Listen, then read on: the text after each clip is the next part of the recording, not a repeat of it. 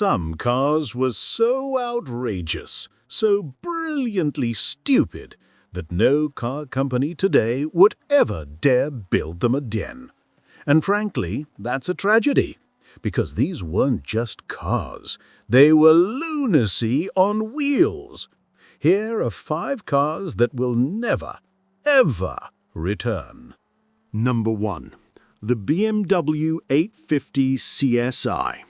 Forget your sensible 3 Series. Forget your efficient hybrids. This, my friends, was the Germans' idea of a party trick.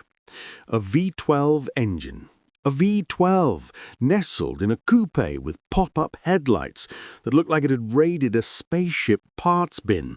The bonnet was longer than a Monday morning. The car itself weighed more than a small asteroid, and it drank super unleaded like it was going out of fashion, which, frankly, it was.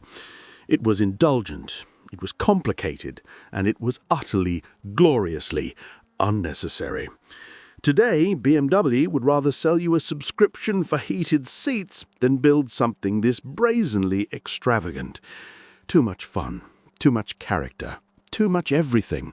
In my opinion, one of the coolest cars ever. Number 2. The Lamborghini Countach. This wasn't just a car. This was a teenage fantasy brought to life.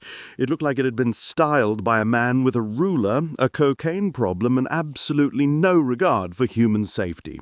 You couldn't see out of it. You couldn't reverse it without physically hanging your backside out of the door, and it was hotter inside than the surface of the sun. But none of that mattered, because it looked like this.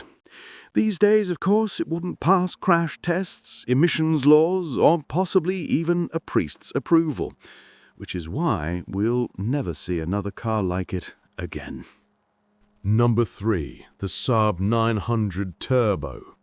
Only the Swedes, only those crazy Swedes could dream up something this wild. The ignition key wasn't on the steering column like a normal car. Oh no, it was by the handbrake. The panoramic windshield made you feel like you were piloting an actual fighter jet, not just heading to the grocery store. And when that turbocharger kicked in, it wasn't smooth, it was like a swift kick in the pants. An exhilarating surge that felt like you just hit the afterburners.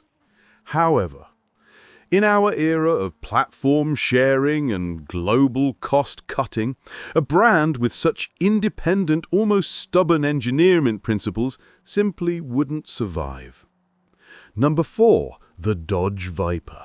America, the land of the free, home of the brave, and the birthplace of the most dangerous idea on 4 wheels. The original Dodge Viper.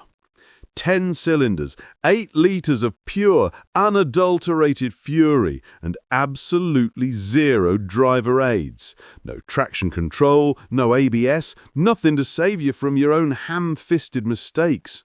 It didn't just try to kill you, it practically wrote your obituary in advance. Driving one was like trying to dance with a grizzly bear. Terrifying, brutal, and utterly addictive. Could anyone build this today? Not unless they included a free will and testament with every purchase. Cars are now safe spaces. They're supposed to coddle you. The Viper spat in the face of coddling. It was raw, it was visceral, and it reminded you that sometimes a car is supposed to make you just a little bit scared. Number 5. The Mazda RX-7. This car was for purists. It was light, balanced, and had a rotary engine, also known as the Dorito engine, because it is shaped like a Dorito. So when people say Mazda stuffed a Dorito under the hood, they're joking about the triangular rotor doing all the work instead of pistons. The problem? That engine also exploded at the drop of a hat. It drank fuel like it was free, it drank oil, and it ate its own internals.